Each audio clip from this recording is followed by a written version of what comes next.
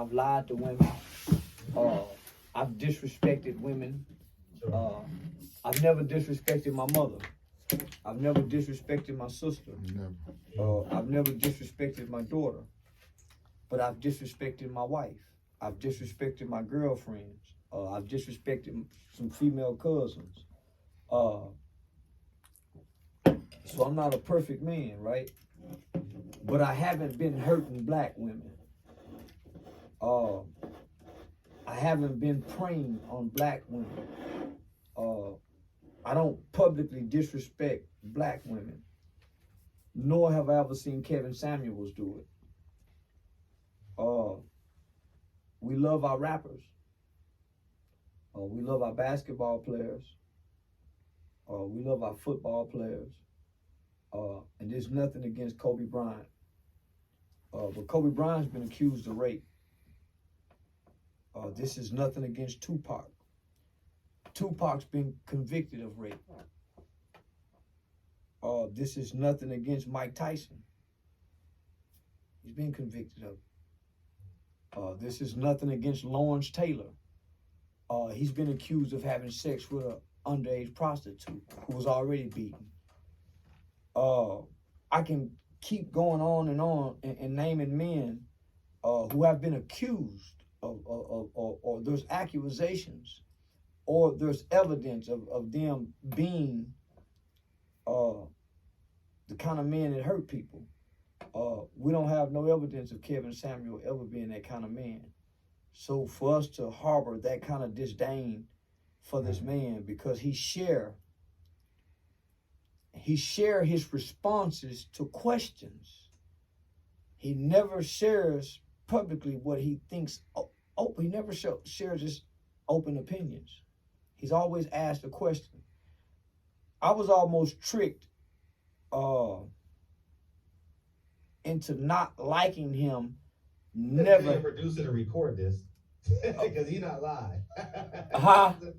This is important. They never see the humanity in you, man. They need to see the humanity in you, man. Yeah, man. I was almost tricked into not liking this guy, man. Until I started listening to him. It was easy for me to not like him based on everybody else's opinions. So when I took the time to listen and look and observe and assess for myself, I said, shit, he's saying the same things I said.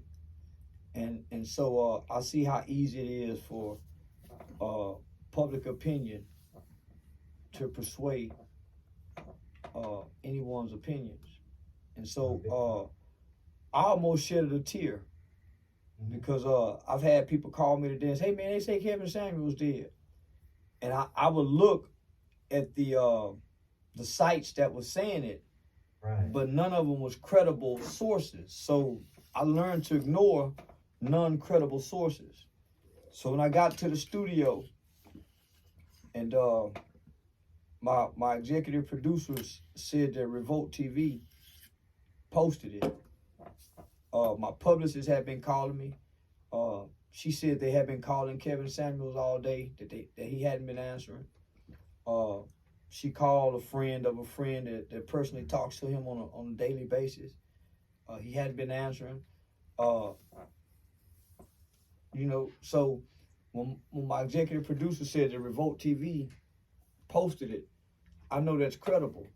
And so I as soon as I looked online, I seen people celebrating. And I almost shedded a tear.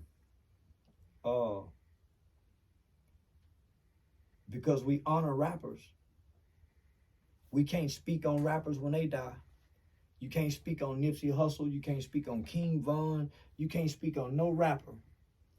But here it is, a man who's known to be successful, who seems to have good morals, good values. He's not promoting criminality. He don't promote murder. And we celebrating the fact that he's dead. But we cry for the rappers. My soul wept. Yeah, my soul wept, man. Yeah, my soul wept. That's a sign. That's a sign that we're so far gone as a race of people I think we're at a point of no return.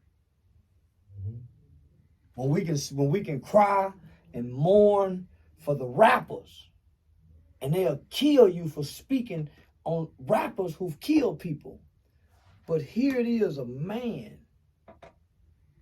Here it is, a man, black man, and they celebrating it. I see why the country. Well, let me just say this. I see why black people and black supporters tore up the country for George Floyd and didn't shed a tear for baby Tamir Rice. I get it now. I get it now. We honor the things that destroy us, and we resent the things that hold us accountable. And all Kevin Samuels ever did was hold people accountable for what they brought to him on his platform. And so, man, that's all I really got to say about that. And I'll probably never speak on it again. Cause I don't know what to say, homie, when they celebrating that man's death. So what I'm gonna tell my family is, say, when I die, don't pay attention to these motherfuckers celebrating me. Yeah. Being dead, y'all celebrate my life. So it don't matter that they celebrate the fact that I'm dead.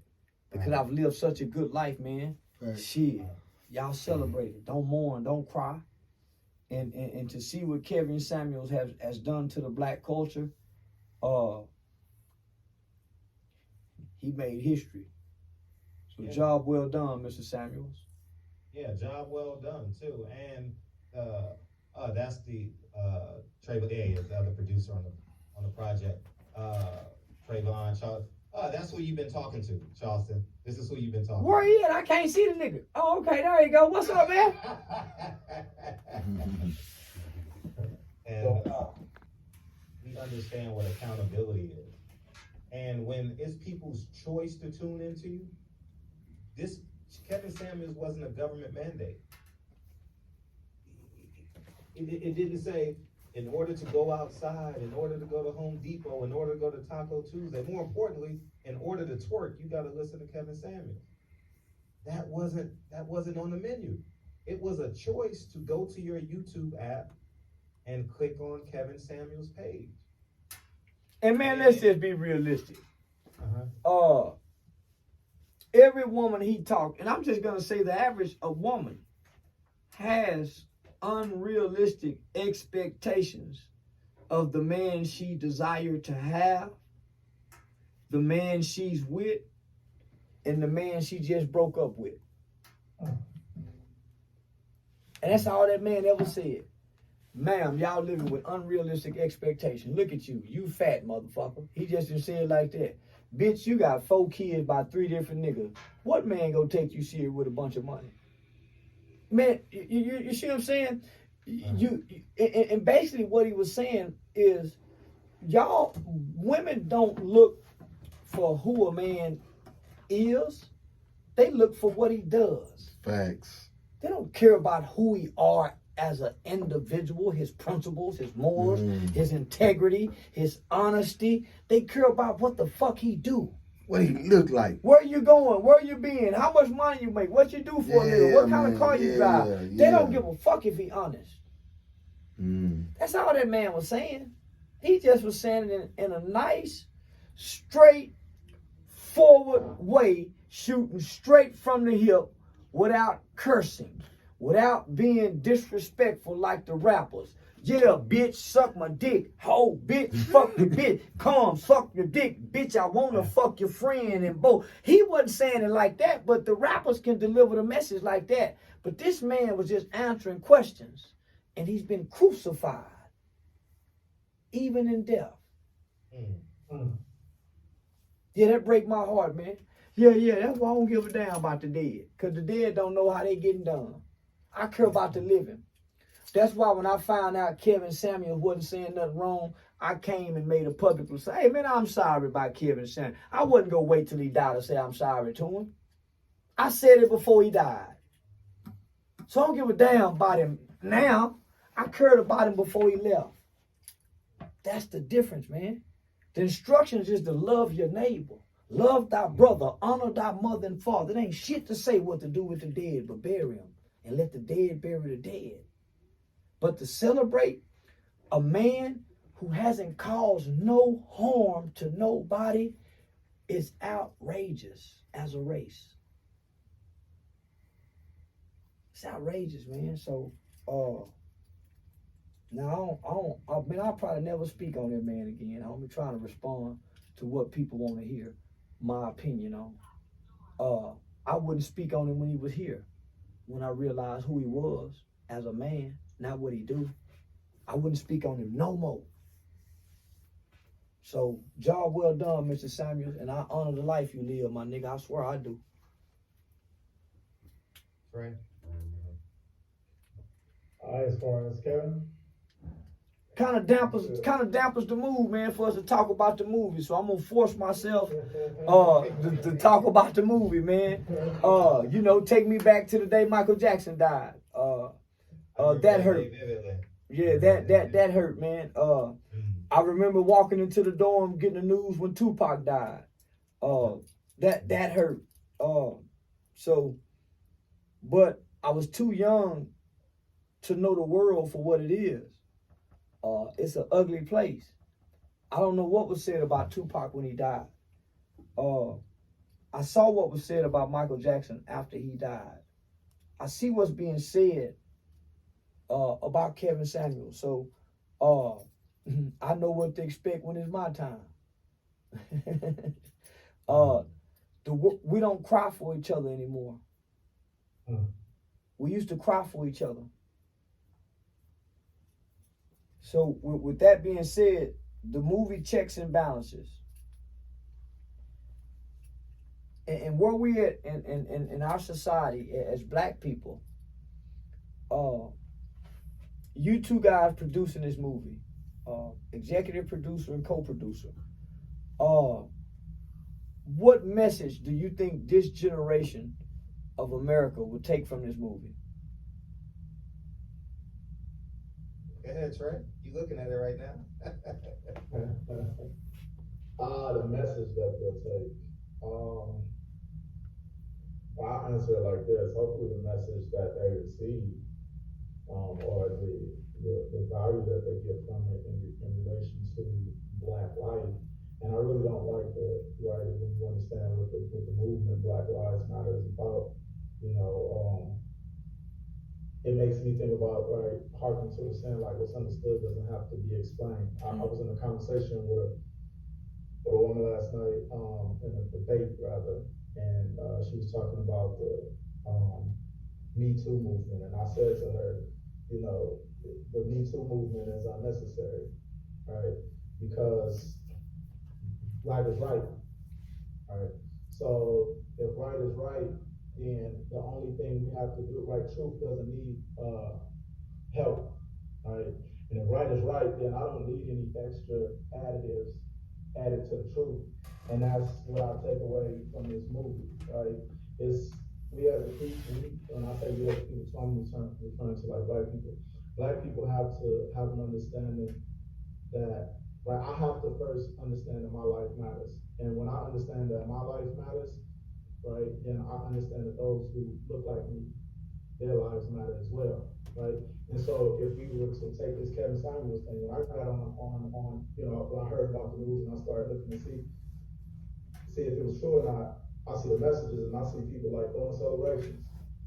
It ain't even confirmed if this man is dead or not. And you talking about a black man who was sending out a message only for black people to uplift, like, Black life and understand, like, the importance of Black life. Right. So when I think about this movie in its totality, right, the way that the movie opens is extremely impactful because I feel like, right, if you were to, and try to get this a little bit more succinct, if you were to go on YouTube right now and start searching for all of the murders that were committed by police officers, YouTube is currently trying to take all of that, like the actual footage of those dead, of those murders. YouTube is in the process of trying to take that down. Erase it.